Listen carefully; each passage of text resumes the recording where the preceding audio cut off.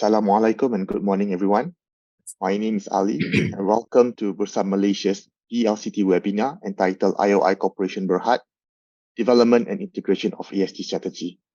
Before we go straight to the event, allow me a couple of minutes to walk everyone through some housekeeping for this event. As some of you might be aware, all attendees' microphones have been set to mute. This is to prevent interruptions and allow for a smooth session throughout the event. We will have a written Q&A session, so please feel free to use the Zoom's Q&A function located at the bottom of the screen to write in your questions, where we will have one of our, I'll allow help to ask them on your behalf to Dr. Surina. So we are grateful here to have with us IOI Corporation Berhad, a constituent of Bursa Malaysia's FTSE for Good Index, who also won the Gold Award in the Plantation category at the Edge Malaysia's ESG Award in 2022. In this webinar, we'll discover how IOI Corporation Berhad has successfully integrated ESG into its business operations and decision-making process. We'll also learn about the importance of ESG strategy, how to develop it effectively alongside real-world case studies showcasing successful development and integration. Before we begin, I would like to quickly introduce our guest speaker, Dr. Surina Ismail. Dr. Surina Ismail currently holds the position of Group Head of Sustainability, IOI Corporation Berhad. In her capacity, she is responsible for the corporate sustainability, which includes aligning the strategy and sustainability policies together with their implementation for the whole IOI Group Plantation and Manufacturing Division. Prior to this, she was the Global Director for the Intellectual Property Management at Emery Oleochemicals, where her main responsibilities include IP strategy, valuation, and portfolio management. At the same time, she was also a Business Development and Operations Director for Emery Advanced Material, a subsidiary company of Emery, which specializes in the dispensation of nanocarbon in materials. She holds several patents in this field, and where she was also responsible for developing the business strategy for their patented technology, as well as oversee the operations side of this technology. So I don't want to take much of your time, Doctor. So without further ado, the floor is yours. Thank you so much. Let me just make sure that I share my screen appropriately. There you go. So I hope everybody is seeing the proper screen. Okay, great. So again, thank you, Bursa Malaysia, for having me to share IOI's journey towards the development and integration of our ESG strategy in our businesses and operation. I'm really happy to share some of our achievements, our challenges, and our pains, as well as our successes. So let me just go ahead first to talk a little bit about IOI Corporation Berhad as an introduction. So as mentioned, we are a palm oil plantation company. We are globally integrated, sustainable palm oil group with both upstream and downstream operation, and the plantation as well as the manufacturing, including refineries and oleochemical. 100% of our Malaysian plantations are both RSPO and MSPO certified. Although for the RSPO, there's still one small area in Sarawak that we are still in the process of being certified under RSPO. We are about 178,000 planted area, and we have operations both in Peninsula, Sabah, Sarawak, as well as in Indonesia, in Kalimantan. Our presence in Kalimantan is not as large, and we have an oleochemical capacity of about 780,000 metric tons a year, with manufacturing facilities both in Malaysia and Germany. I thought it will be important to also talk about our workforce. We have a total of about 24,000 workforce, about 21,000, excuse me, about 21,000 of them are migrant workers and and about 2,900 of them are employees, which exclude workers. So these are generally at the corporate level at HQ. And you can see that there is a breakdown on the workforce nationality here, and you can see about 60% of our workers are from Indonesia, and they are basically manning a lot of our plantation areas. Excuse me, I think I have a frog in my throat. So without further ado, let me go into the development of our ESG strategy. I think it's important to really look at how we want to go about developing this strategy. First and foremost, we are very much into sustainability. So I think it's important to understand that sustainability covers the whole aspects, where ESG is part and parcel of sustainability. So when we started out at IOI, we set out with a sustainability vision. We had a vision in which we needed to commit to protect, rehabilitate, and preserve the environment where we live in. We wanted to ensure that the economic and social well-being and health of our employees and their families, as well as the wider communities, are safeguarded. We wanted to make sure that we are leading and innovating, as well as embedding sustainability practices into our businesses. So with this vision being clearly articulated, we went about looking at how do we go about, approach our sustainability then. The next step was to engage with our stakeholders, and engaging with stakeholders doesn't only include our external stakeholders. You must include our internal stakeholders, because the internal stakeholders are the ones who's going to implement our sustainability approach. The external stakeholders are important because they give us context and issues and concerns that they perceive as affecting the environment and the social well-being of the communities. Once we have already set out to engage with the stakeholders, both internal and external stakeholders, we understand what are the issues that we need to address, and then we set goals and we set out commitments. Once the goals and commitments are clear, we need to now establish the system and processes in order to implement these sets and goals. Once these have been set, established, and you started to implement, you just can't leave it as it is. You have to track the progress, and you got to start reporting it. So this whole approach to sustainability embeds how we also start put in our ESG strategy. To further support our vision and our approach to sustainability are our pillars of sustainability. We believe that the three pillars of sustainability, which is people, planet, and prosperity, these are very important, together with partnership, enables us to understand the importance of all the different stakeholders per se in our journey towards sustainability. So people, it's very important for us to take care of the people in order for them to be able to take care of the planet. Now, to take care of the planet, we need prosperity. We need because sustainability is not easy, it's not cheap, it's not simple. So we need prosperity, and prosperity includes not just profit, but also innovation. These are the ideas that would help us to prosper as a company in order for us to feed the people and the planet. And we understand that sustainability is not a journey traveled alone. And this is where partnership with involved stakeholders or stakeholders that has the most impact in any operation, in anything that we do, will be part and parcel of the journey towards sustainability.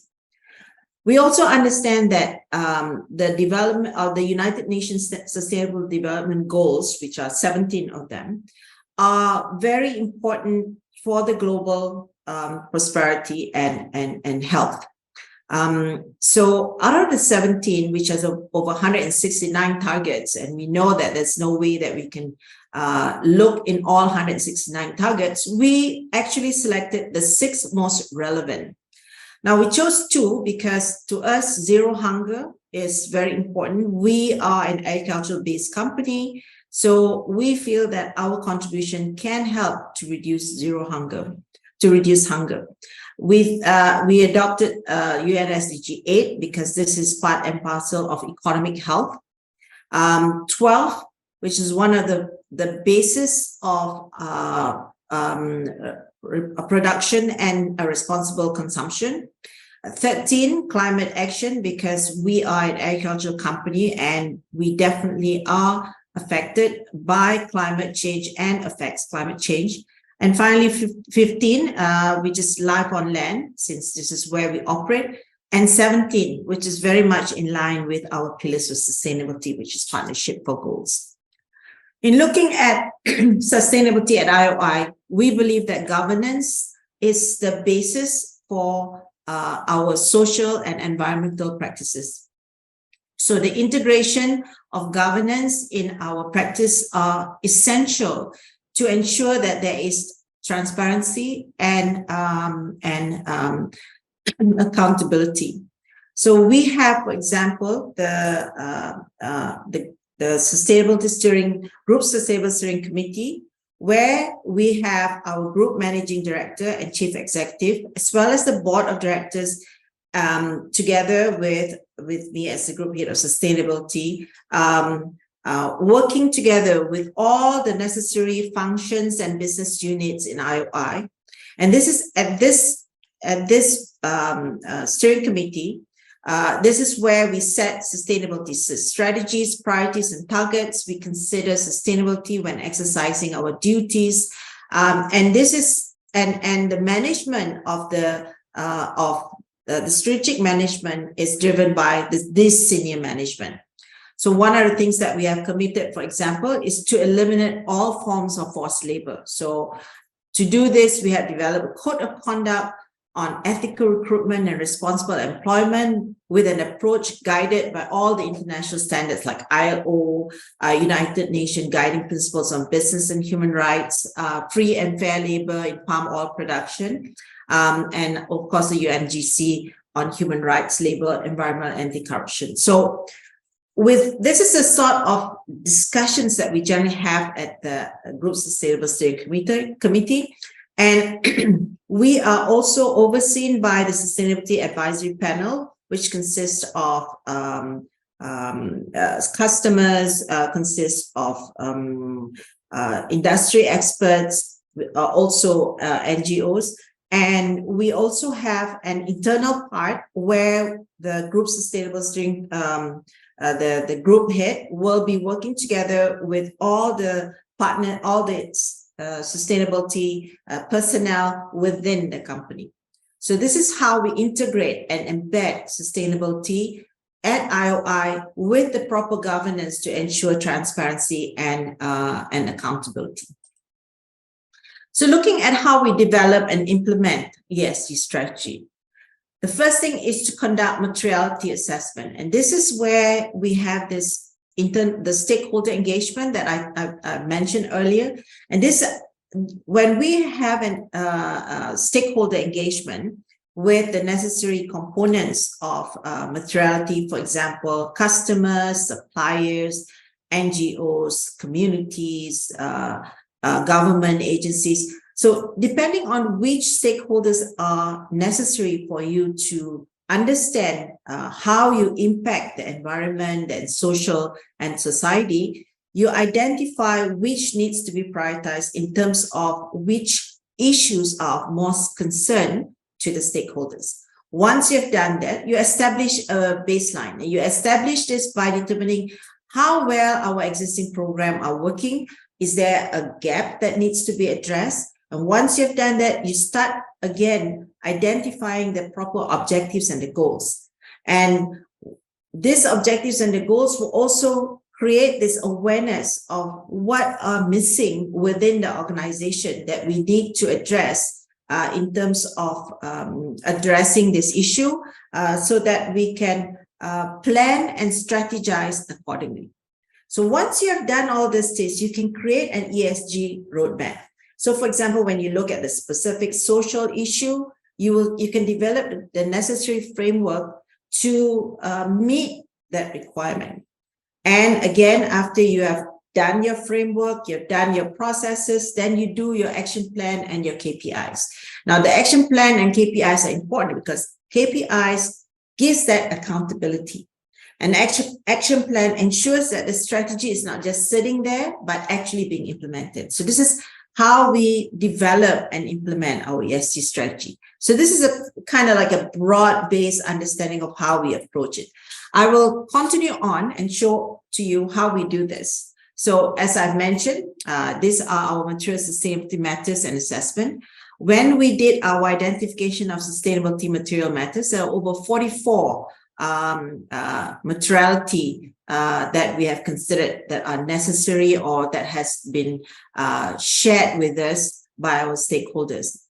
And we went ahead yearly or every 2 years, generally every 2 years, we would approach our stakeholders and re-engage with them to identify which one has priorities. Because, you know, material assessment are based on what is most important at that specific time. Sometimes the issue of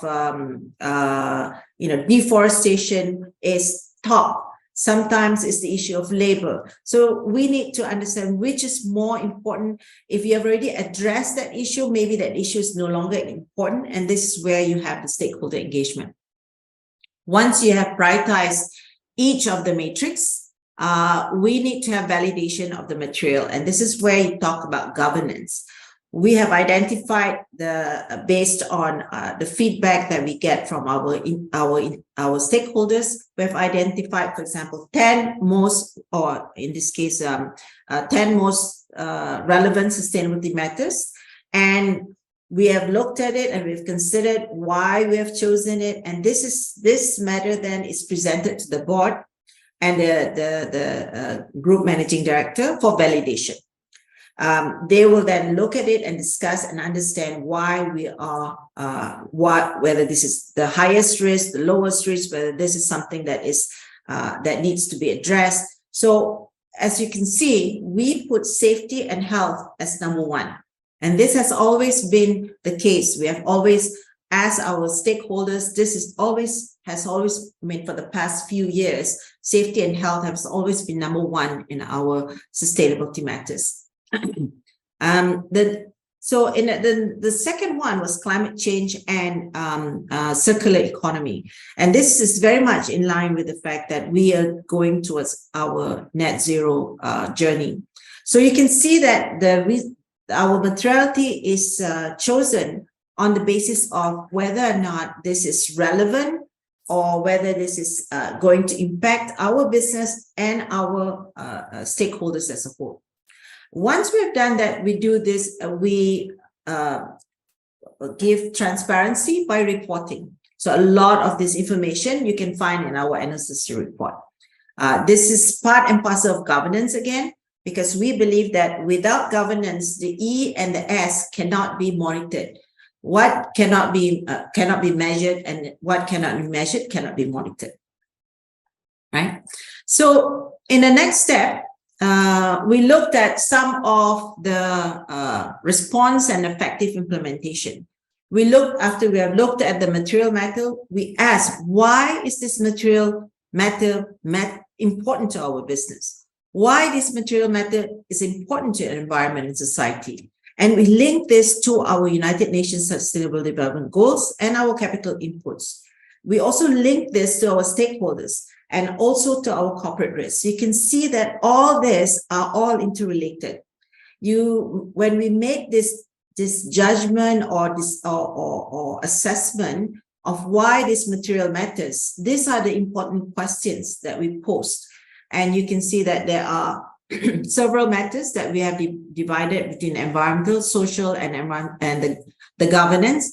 And including governance, we have included economic side, because if you recall, prosperity is very much part and parcel of sustainability journey. Without proper prosperity, we people cannot take care of the environment. And so it's like a circle, you know, and each of them needs to be balanced appropriately. You cannot just, concentrate on the planet without taking care of the people. You cannot take care of the people and the planet without making sure that the company is prosperous. Prosperity here is not just about profit. Prosperity here is about sharing the wealth that has been achieved by the company to ensure that both people and planet are taken care of. And that, to me, is a more humane way of approaching the 3 Ps. So just as overall here, I'm just showing you IOI Sustainability Agricultural Approach because we are an agricultural-based company. You can see that the issues that we have put up front and center are like, for example, reduction of GHG emission, counter climate change. You want to create a healthy soil and nurture biodiversity. This is all part and parcel of our agricultural, background and operation. In other words, and then you look into revitalizing local economies and meet rising demand. And this is very much part and parcel of the people side. And then when you look at the improved nutrition and achieve better yields, this is also part of how we want to make sure that the people part and the net zero, zero hunger of UN SDG 2 is being addressed. So you can see that in all our approach and our assessment, it is all interrelated with our UN SDG goals. It's related to our visions. It's related to our people and pillars of prosperity, pillars of sustainability, and it's all interlinked so that it makes into a cohesive fabric of that we are working towards in terms of sustainability. Now, looking at how we integrate ESG in our social practice. This is the S part of ESG. Now, as you're aware, we are a plantation company. Part of our commitment is to try to eradicate forced labor. And under the 11 indicators of forced labor, of course, we look at amenities, you look at the health, you look at removal of child labor. So in our facilities and amenities for our plantation workforce, we have built houses and for our workers, and we have healthcare to ensure that within the plantation, to ensure that if there's any mild sickness, like fever, something, nothing really, of course, serious like cancer, but, we have clinics within the plantation to address normal, flus and that sort of things. In terms of education, why do we have education within our plantation? In Sabah, for example, we have families with children. We wanted to make sure that the children are not are given the necessary accessibility to education. So IOI is in fact it's the largest plantation who provides education to the workers, to our children's workers in Sabah. We also provide teachers and working with Humana. We have teachers and we also provide vans and school buses to transport our our workers' children to the educational facilities in Sabah. So this is very uniquely happening in Sabah because in Peninsula, most of our workers are migrant workers who are single, and no families. But in Sabah, most of our workers are family. They have children, and this is where we wanted to make sure that child labor, which is one of the issues that has been faced by a lot of other plantations, are not exposed to the possibility of working in the estates. The other facilities that we include are house of worships, sports facilities, and we even, for example, have multi-purpose courts. We have also provided what we call a plant your own food initiative, where we have put aside a certain amount of areas for our workers to plant their own food. And this was extremely successful, especially during during COVID, when we had issues of our workers not being able to leave the estates because of, under quarantine and that sort of things. So these are some of our policies and guidelines to prevent forced labor. We have, first and foremost, we have our sustainable palm oil policy. The sustainable palm oil policy covers policies covering not just on the social aspects, also the environmental aspects, also the governance aspect. So you can see that in the policy, our sustainable palm oil policy, we have respect and uphold rights of all workers, freedom of association, eliminate all forms of forced labor, no retention of workers' document. These are all part and parcel of the ILO's forced labor indicator. And so we have put that as part of our policy, strongly worded with no with no doubts about what we are committed to in terms of human rights and workplace under the sustainable palm oil policy. So we have also related policies and procedures. These are guidelines to make it easier for implementation. We have grievance procedure, which is very important in terms of remediation of any issues that is being faced by our workers. We also have specific guidelines to address, for example, foreign workers recruitment, how to ensure the passports of our foreign workers are being safeguarded. We have guidelines to provide about providing basic amenities, and these are things that I've discussed earlier, about how to handle harassment, about occupational safety, health, and hygiene policy. Workers' work verification guidelines are extremely important because a lot of workers feel that when they work, they're not, they want to make sure that, if they work 8 hours, they are being paid for 8 hours. If they have overtime, that the overtime is being recorded. So this workers' work verification guideline was very important to ensure that the workers are able to verify that the number of hours that they work, they are being paid accordingly.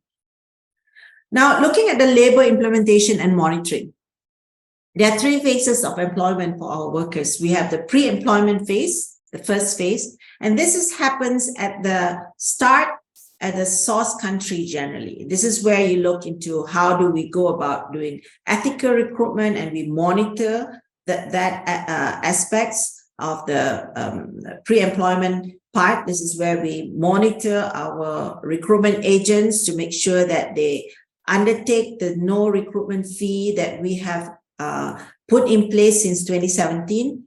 Make sure that our workers that we are going to be hiring are aware they're going to be hired to work as a plantation worker. In other words, they know that they have to be in an estate. They know what our oil palm looks like. They know that they are supposed to be working in a plantation estate, not in, say, for example, a hotel as a service industry. So these are all made clear. We also share with them our policies, our guidelines, their rights, so that they know that if anything, if the grievance mechanism, all this are being discussed at a pre-employment phase. Once we go into the phase 2, which is the employment phase, this is where we looked into their, we give them training about what they need to be doing. We give them training in terms of, adjustment to living in an estate. These are all done during the employment phase when they first come in. At the end of their contract, that is where we have the organizational monitoring. We looked into whether the workers are properly, they go back, we make sure that they have their flights to go back. All this are being done at the end of the employment. There are some major social initiatives that we have implemented since past 2 years, even during COVID. The first thing that was most important was the implementation of the SAP ERP system. And this was really, really important because it enables standardization on workers. working hours, overtime, headcounts, employment status. This cuts the possibility of our workers of any manipulation of their wages. We also introduced what we call the digital grievance application for IOI Mesra. This is a 24/7 app for the workers. They can report their grievances either anonymously or if they want to register, it's all open to what they require.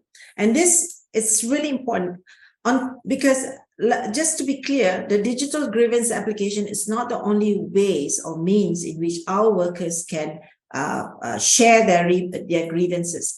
We have different channels, like for example, through emails, through WhatsApp, through hotlines, through Green Book. I'm not sure whether you know that, but in the estates, they have this sort of Green Book where they just sort of write in their grievances. So for example, if they have the house is leaking, they can just write it and it will quickly addressed. And they also have what we call the Employee Consultative Council.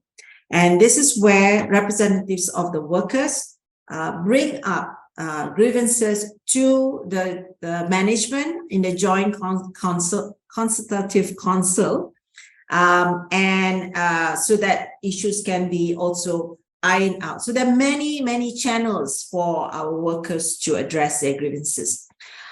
Looking at direct online interviews, this is part of our pre-employment process.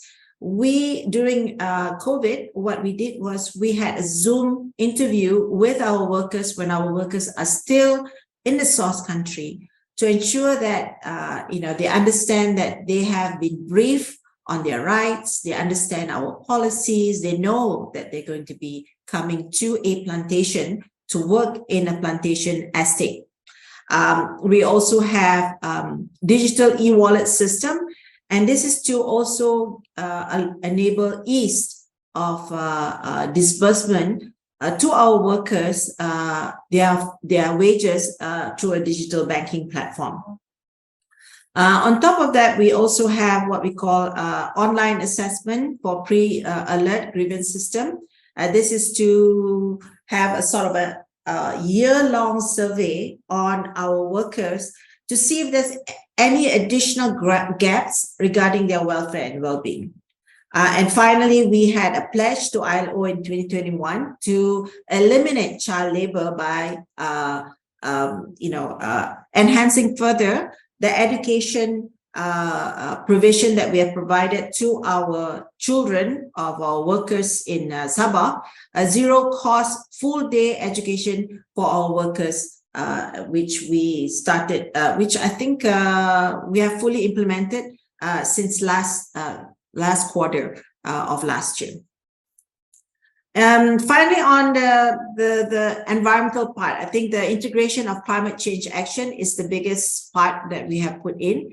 We have a pledge for climate change action, and this climate change action pledge, there are three parts that we are very, very concerned about, which is that, we take action on any issues raised, making it known that the issues are being addressed. This is a sustainability side. And we want to make sure that there's no greenwashing. So we are transparent about our key decision, and this is where the governance come into play, and engagement, listening to our stakeholders and understanding their arguments and demands when we make any key decisions. This is how we start our climate change action. And our first KPI was in 2019, we introduced our KPI to reduce GHG emission intensity of 40% for scopes 1 and 2. And I'm happy to say that we have been, we are right now very much on target.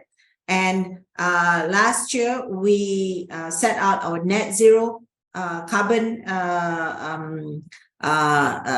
commitment, where we wanted to make sure that by 2040, covering both scopes 1, 2, and 3, that we will meet net zero.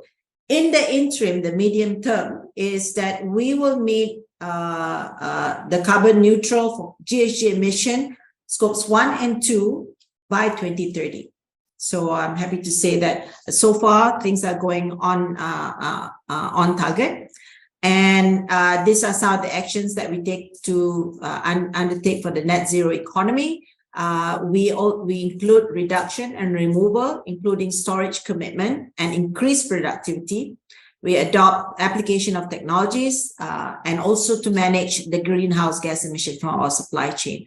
So going quickly, some of the best practices that we have is protection of our set-asides. We have a no deforestation, no planting on peat through water management and fire prevention. We implement waste management through our circular economy, which is and this is where we have methane capture. We have the repurposing of our oil palm trunks to make boards for maybe application like furnitures and chairs and that sort of thing. And we adopt regenerative agriculture to enhance our soil biodiversity. And we monitor our operations for source of GHG emission to develop actions in order for us to reduce or remove those sources of GHG emission. And this involves decarbonization. The first thing, of course, is the implementation of responsible land use planning, precision agriculture, the use of better planting material so that we can increase our yields and thereby be more productive per hectare. We improve energy efficiency. We adopt renewable energy, and this is where we have solar, cogen power plants, methane capture. And we use, application of advanced digital tools and data analytics for us to identify areas in which we can, for example, increase efficiency and automation of our manufacturing facilities. Looking at managing the supply chain, this is really important because this is where scope 3 is. The first thing is to introduce climate-related procurement standard and principle. We look into how to promote resource efficiency and lower impact on the environment. And we introduce a lot of awareness and capacity building with suppliers. This is part and parcel of what we are doing.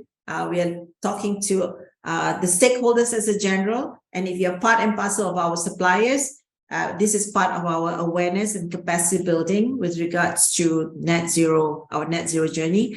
And we also establish a green supplier selection. In other words, suppliers who are very much in line towards net zero will have a better, access to us as their customer.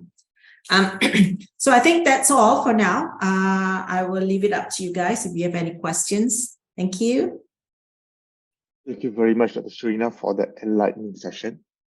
We have a lot of questions coming in. But maybe I'll just kickstart some of the questions first.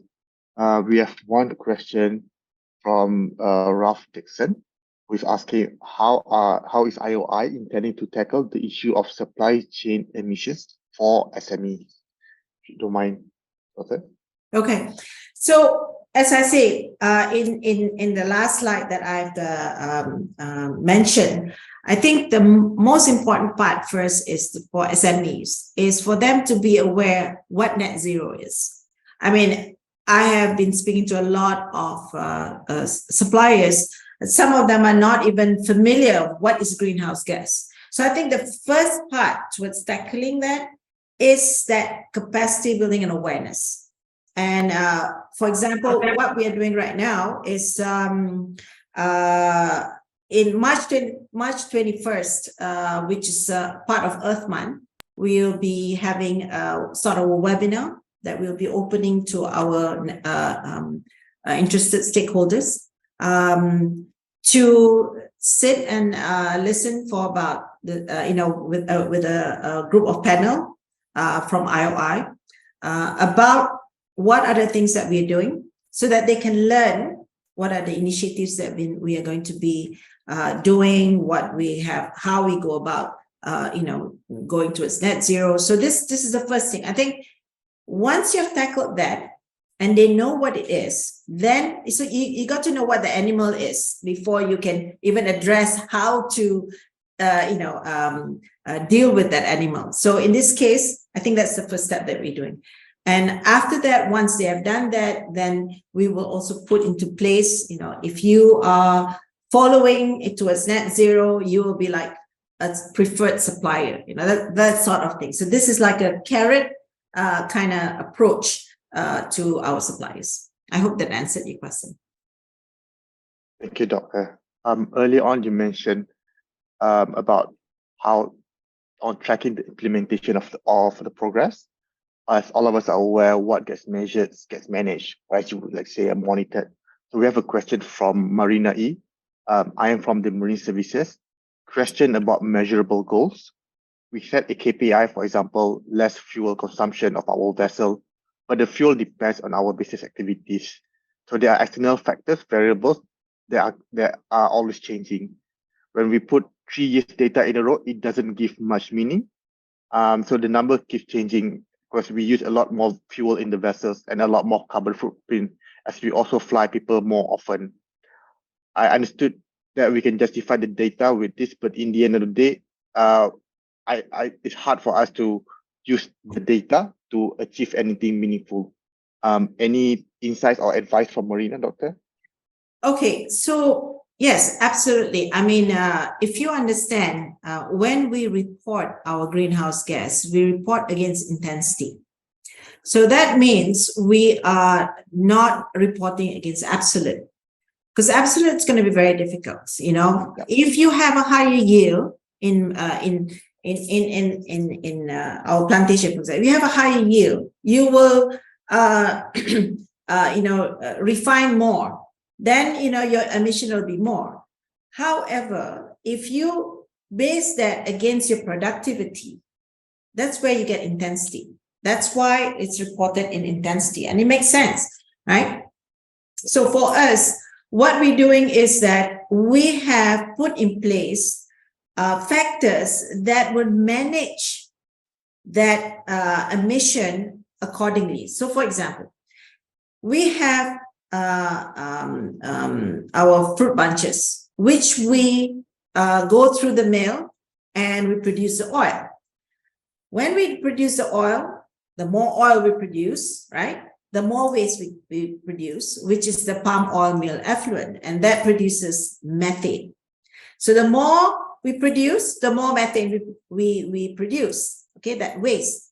But what we did was we put a methane capture to capture that methane that is produced from the waste. And we use that waste now to run our mills. That will also reduce our operation. So what I'm trying to say is that you are aware that you're going to be increasing your emission with increased activity. So make sure instead of using fossil fuel to run your transportation, use biofuel. Use LNG, use a renewable source of energy, and thereby you will reduce your because reduction of emission should be part and parcel of your pathway towards net zero. It's not just removal, but it's also reduction. Thank you, Doctor. Earlier you mentioned on the 3 Ps, people, planet, and prosperity. Reminds me of the BFM segment on sustainability. How do you go about integrating ESG strategy into your business operations and decision-making process? And sort of like what challenges did you face in this particular journey? Okay, I think as I mentioned very early in in my presentation, the most important part about sustainability, about ESG, anything that you do is about mindset. We need to make sure that this journey is journey traveled together. So within a corporation, the most important part was this mindset change. We must not only have the top down, we also have to have, bottom up. Because at the end of the day, policies can be introduced, but the one that's going to be implemented is on the ground. Therefore, you need them to be together on the journey as well, as much as you need the top management to support what you're doing. So that is the main challenge. When we started our journey, the top management was very much, supporting this whole journey of sustainability of ESG.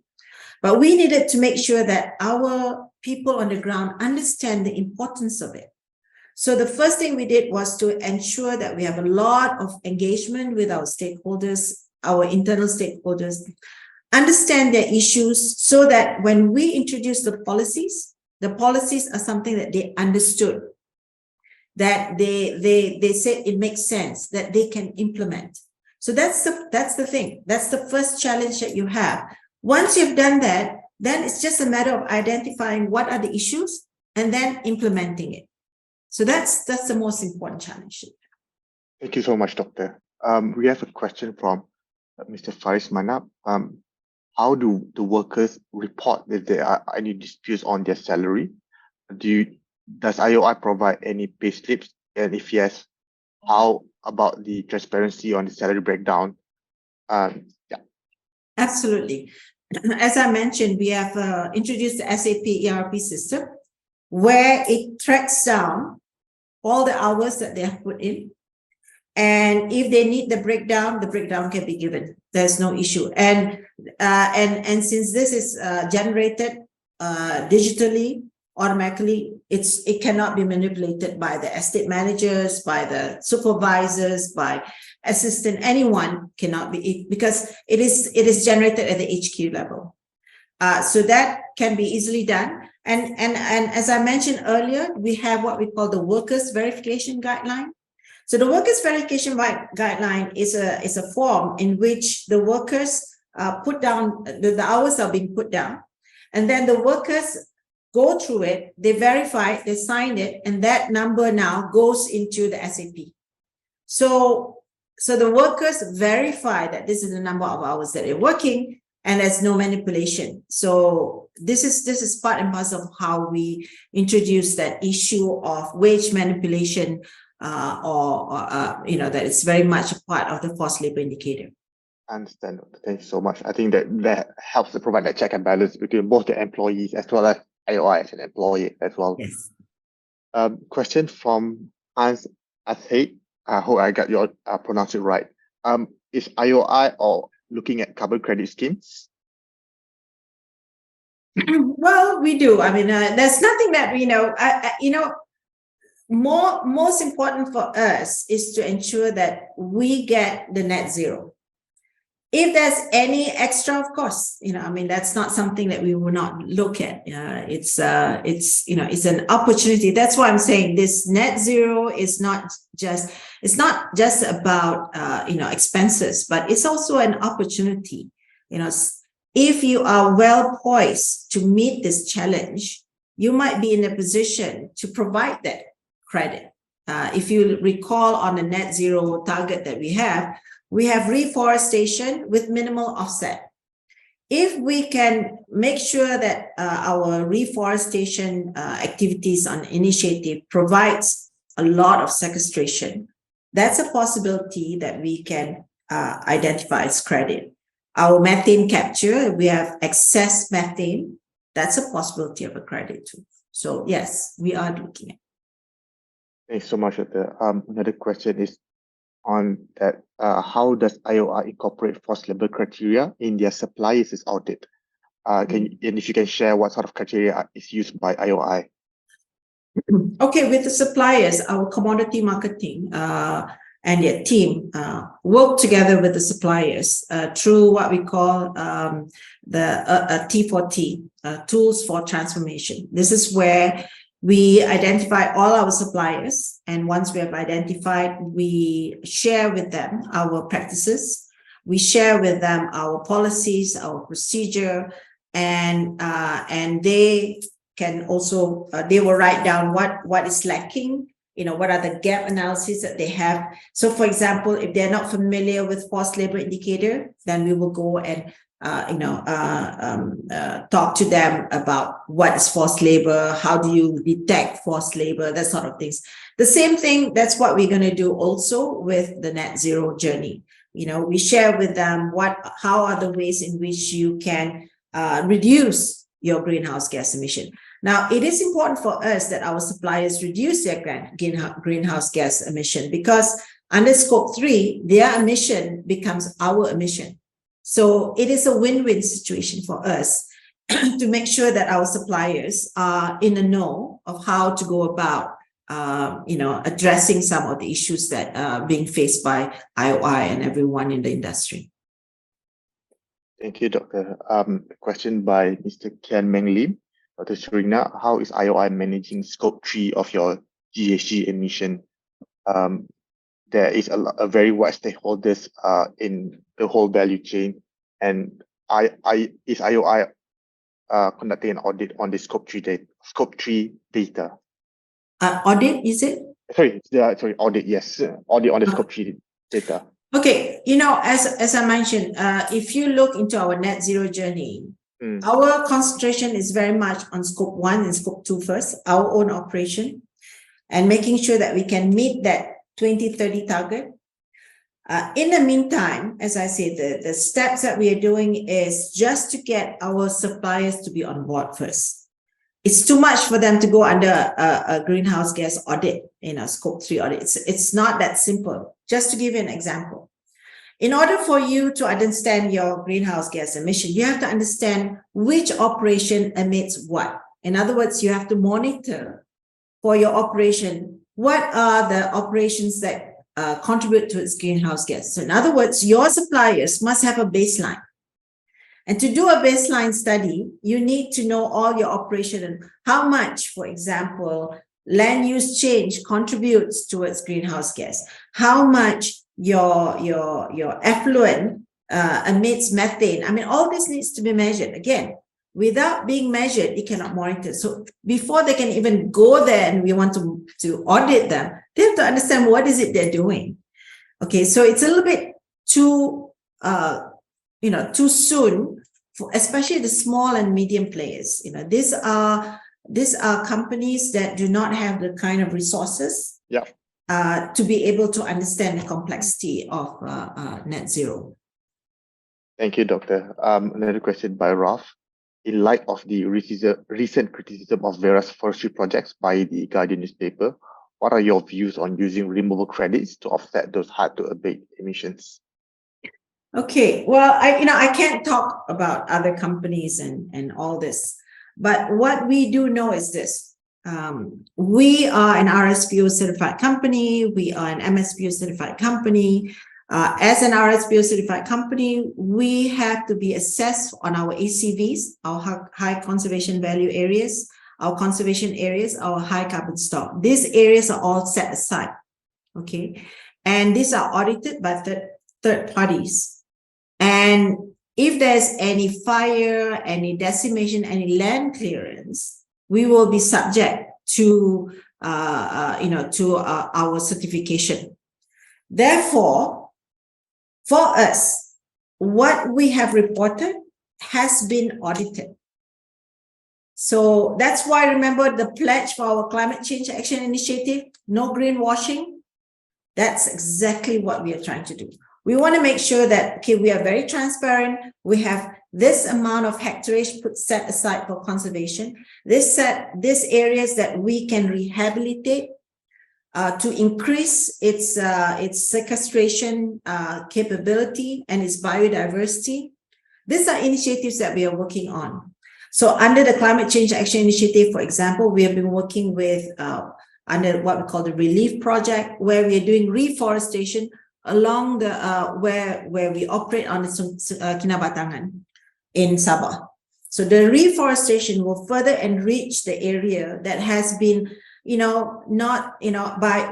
we don't just enrich it by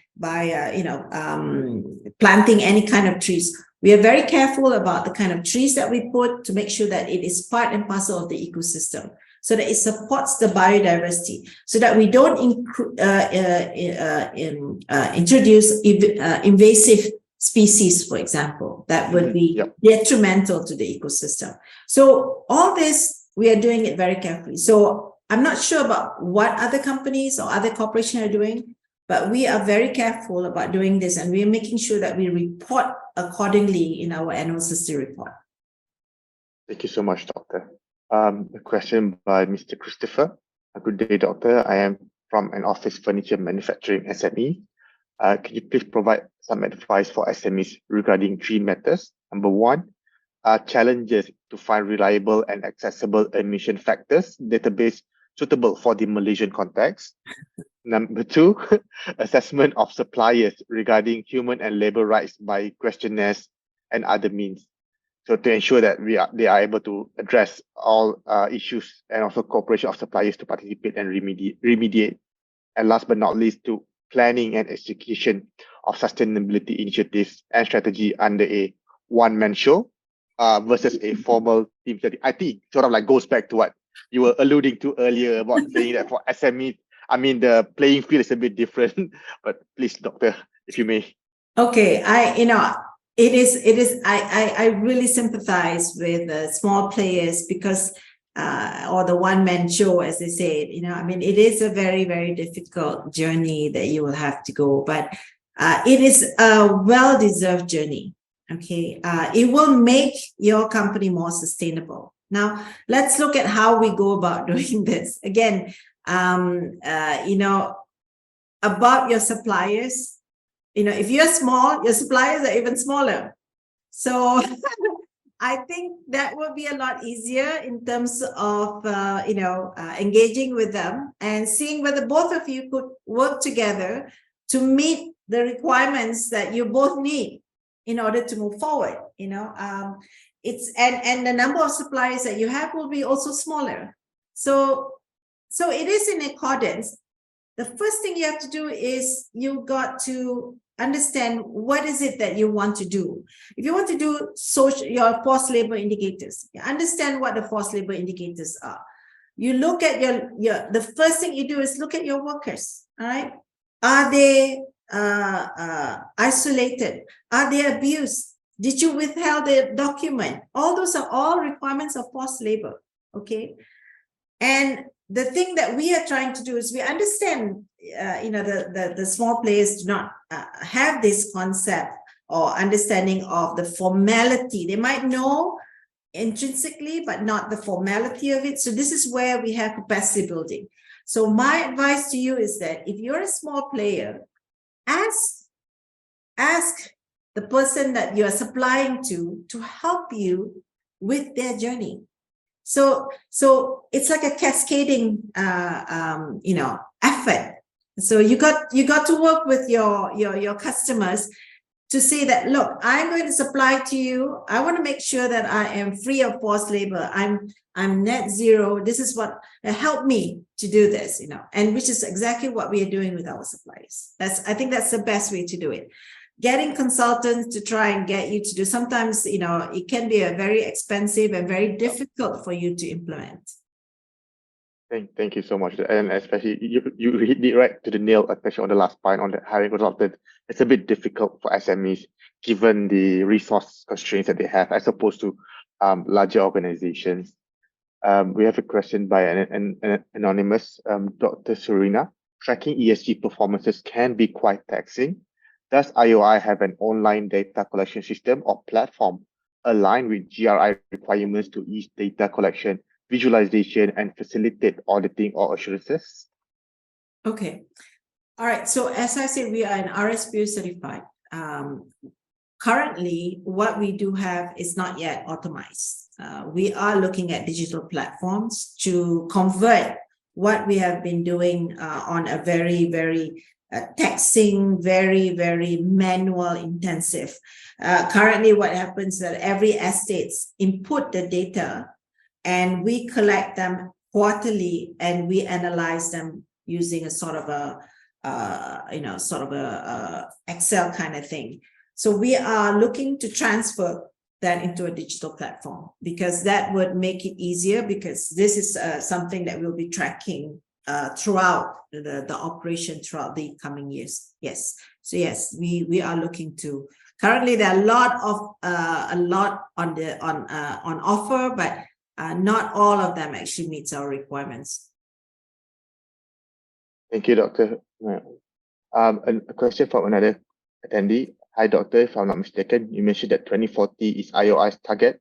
to meet net zero? Is this target still feasible, considering the SMEs of your supply chain, as you mentioned, may not even know what GHG is at present? Okay, currently now it's 2023. We have 17 years.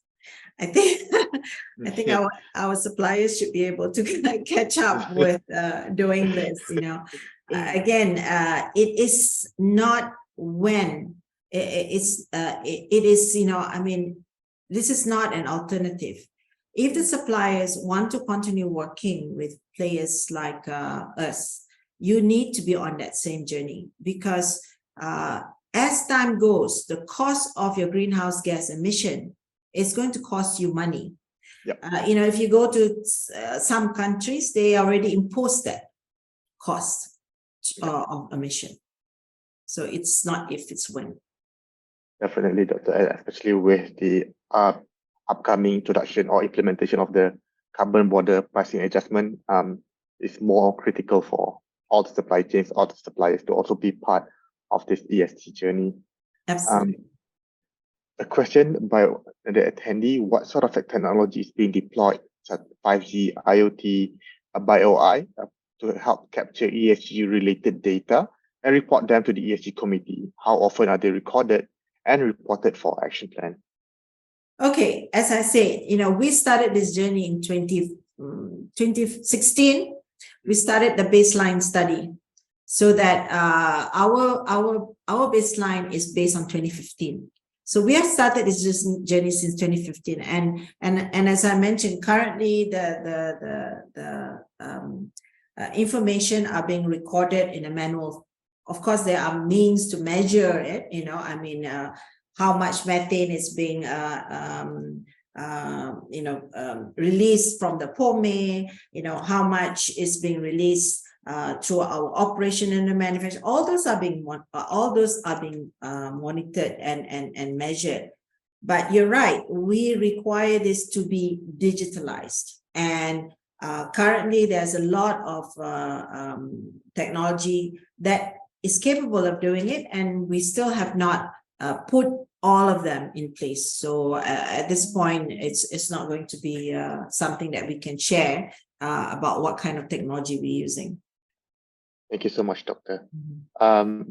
So one of the questions from the attendee, I was wondering, how does IOI incorporate all the reporting requirements? You have your TCFD, GRI, CPD, and from Bursa. And how does this impact the implementations on the ground? Oh, okay. Again, as I say, it's a very, very long journey. We started our baseline for our emissions in 2015. We only committed the Climate Change Action Initiative in 2019. And that shows that journey. And when we committed the 2019, we didn't even commit to do TCFD until 2021. And in 2021, after we are very clear about what is it that we are doing, we undertook to have someone look at all our operation, to look at the physical risks that we are being exposed to, as well as the transition risks that we are exposed to. And then only we understand what are the parts that we need to address in terms of risks, in terms of what we can mitigate, what are the opportunities that we can have in order to take that issue, and it becomes not an issue, and it actually becomes an opportunity. So it is a very long journey. TCFD was very useful for us, because what it did was it identified to us where are our physical risks, and it enables us to quantify that in a more articulate manner to be presented to the board, so that the board understood what is the issue and the risk, and thereby letting them understand that this is a matter that needs to be taken seriously. It is very difficult. There's a lot of things that you need to look at. GRI, for example, have a lot of requirements that you need to go into it, but the thing about GRI is very systematic. It tells you what are the parts that you need to look at so that you can disclose. Now, for you to disclose it, you have to understand what is it that you're disclosing, and thereby you introduce that into your operation. Thank you, Doctor. Another question from Carmen. Dear Doctor, since you mentioned that you started the works in 2016 and you only introduced in 2019, Carmen is asking, may I ask, in this journey, were there any resistance faced in IOI sustainability journey internally and from your supply chain? And Oh, was it yes, and how did your team manage it? Thank you. engage, engage, engage. That's the only thing. You know, humans sometimes have a resistance to change. What we have to understand is the only constant in your life is change. So the thing that you need to do is you need to talk to them not in sometimes that, if you don't do this, this is what will happen. Sometimes telling them that this is for the good doesn't work. Then you have to talk about, if you don't do this, it can affect your profitability. Now, I give them an example. If you do not take care of your workforce, all right, they start absconding. You will have a problem with your workforce. Why is your workforce absconding? Maybe because they're not happy with their work. Why? Is it because they are being abused? Is it because they are not the proper amenity? Are you not addressing the forced labor indicator? So you have to approach to them in a manner in which they understand. That's why you need to understand what's happening on the ground. You need to understand what are the things that they're having problems with in order for you to help them to buy into this whole sustainability journey. So it is a very slow process. That's what I remember at the very beginning, I said it's mindset change. Once the people understand the importance of it, they will do it. But they have to be empowered to accept it. Thank you so much, Doctor. We have a question from Wanfen. Doctor, in your opinion, do you see audits for sustainability indicators becoming more common? And what are the challenges around such audits? Yes, of course, it is going to be more common. The climate change is not something that will go away. So more and more, the requirement to measure your greenhouse gas emission and your activities leading to its reduction or removal becomes important. It will be audited. Now, for IOI, our RSPO audit undertakes to audit our greenhouse gas emission based on the PALM GHG, which is also based on the greenhouse gas protocol. Our greenhouse gas emission are all audited when the auditors come over and do surveillance audit on our estates. In our manufacturing, we have undertaken to use ISO 17064, if I'm not mistaken, and we will go towards having us audited based on that standard. So manufacturing is slightly different than plantation, because manufacturing has a different activities, but they are also going to be audited, external third-party audit. So this is really important because at the basis of all that you want to reduce, it has to be verified, and that's your greenhouse gas emission. Thank you, Doctor. A question, coming back to the SMEs, do you think the government should make ESG efforts mandatory for all companies, including the SMEs? Okay, I'm not sure about other sectors, but in the palm oil sectors, we have the Malaysian Sustainable Palm Oil Certification. MSPO right now, 98% of all players in MSPO is MSPO certified. So it's only one step, the next step for the MSPO to also include greenhouse gas emission. I think that's the next evolutionary state of the MSPO standard. And I think in doing that, it will make the whole supply chain be part of the process. And since it's a mandatory standard, I think, yes, I think the government would help you. Because, for example, under the EU deforestation regulation, where they require geolocation of our estates, that has already been incorporated into the MSPO trace. So that has already been done already. So now we know where our suppliers are. Okay. So the next step is just trying to see how do we go about incorporating greenhouse gas emission reduction. And that's where, again, a lot of awareness, it took us a few years to get MSPO certified to be as far as 98%. So I think the next 5 years should be enough for us to also get everybody on board on the greenhouse gas. That's why I'm quite optimistic that the SMEs would be. But this is only for the plantation. I'm not sure about the other sectors. So maybe you should go into the other sectors. Talk to the agencies. Yeah. We'll do. Maybe we get the other sectors on board and share their experience on this journey as well. Yes. A question by an anonymous. Other than capacity building initiatives for your SMEs or your supply chain counterparts, are there any other types of assistance that IOI provides for them? Maybe some sort of financial assistance for them to transition into greener practices? I think the best thing that we can do with our suppliers, if they are very, very serious about it, is to be in collaboration with us. We can collaborate, we can share with them our best practices in order for them to be able to be on board. For example, at one of our estates, in Sabah, we worked with the smallholders and independent growers to be MSPO certified. And that's how we will approach it, As I say, when they are on board with what we are doing, it helps us to reduce our own emission.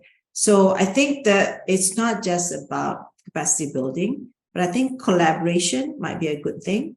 And I think this is something that SMEs should see, whether they can collaborate with their customers so that they will be part and parcel of the journey forward.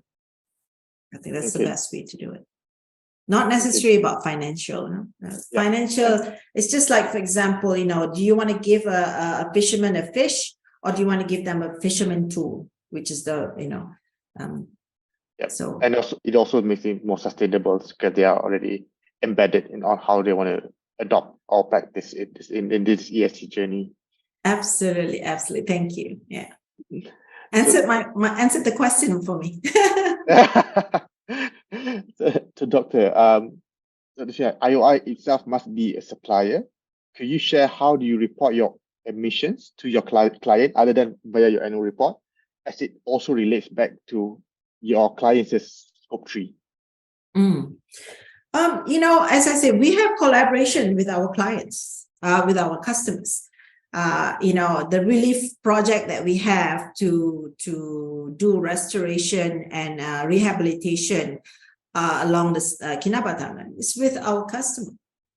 And so they are very well aware of our journey, and that makes us their, one of their preferred suppliers. So what we are sharing with you right now is what we have been experiencing. And the same thing with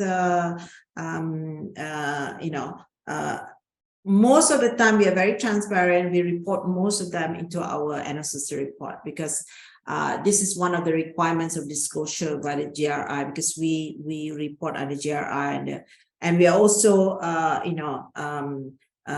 trying to, with reference to ISSB, in alignment with TCFD. All this is much better that we just report in one place rather than piecemeal, reporting to one client or another. Except that, of course, if you have a collaboration. So most of the time we fully report them in an analysis report. It makes it easier for our investors, it makes it easier for our customers, even our suppliers, to see if everything is just reported very transparently in our analysis report as well as on our website. So you should go to our website too.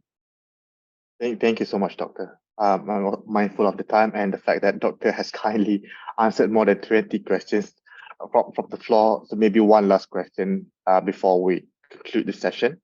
Hello, Dr. Surina. In your experience, how has your clients, consumers, view the ESG work that IOI is currently taking? Any anecdotes that you can help share with us? I have to say that I'm very happy with the way our stakeholders have looked at our journey going forward. There is always criticism, but there's always also encouragement and collaboration. I think one of the things that I find about our journey going forward, some of the difficult issues that we have faced, like in terms of forced labor, in terms of recruitment of workers. We've been working with ILO, for example, and IOM to address this issue at a broader level. We have been involved with the National Action Plan against forced labor, and a national action plans about human rights. And this journey has helped us establish that ESG or sustainability is not going to go away. That is actually an advantage that a company has. It makes into a company that is happy. And we always have a saying, a happy company is a productive company. So that's something that, going forward, we believe that's very, very strongly. So I think that's all I can say in terms of our ESG journey. Thank you so much, Doctor. And with that, we've concluded the webinar session. Before I conclude the session, maybe Dr. Surina, you would like to have a final say about this whole ESG journey and maybe some key takeaways that you would like for the audience to live with. Okay. Right now the trend is ESG, but I would like to say that at the heart of it all is the company's commitment towards ensuring the sustainability of the company. And that means looking at your governance. So ESG is more or less crystallizing your effort towards making your company sustainable. Governance is required. You need governance to be able to ensure accountability and transparency. Without governance, any initiatives that you do on environmental and social, it cannot be measured and it cannot be monitored. And then you cannot know whether it is successful or not. So make sure your governance is strong so that your E and your S is done very successfully. And make sure it's embedded. Make sure your company as a whole embrace this journey of ESG. Thank you. Thank you so much, Dr. Surina, for making the time here today and with your concluding remarks. With that, we are at the end of our session. On behalf of the audience and from Bursa Malaysia, I would like to thank Dr. Surina again for making the time and sharing with us the journey with regards to ESG. To the audience, apologies for not being able to go through all the questions because of the time constraints. We hope that with the time that was provided, Dr. Surina has been able to address most, if not all, of your queries. So we do hope to see all of you again in our next webinar series. For those who are not yet a participant in the PLC Transformation Programme, we have our QR code flash up. Do feel free to register to be part of the PLC Transformation Programme. We also have our guidebook, our 5 guidebooks that is also available in Bursa Malaysia's website. Do go through them. One of them of the guidebook, it does talk about on ESG, on how companies can be part in this journey. Do have a look, have a read, and adopt that in your respective organization. And with that, again, thank you, Dr. Surina, and have a good day, everyone.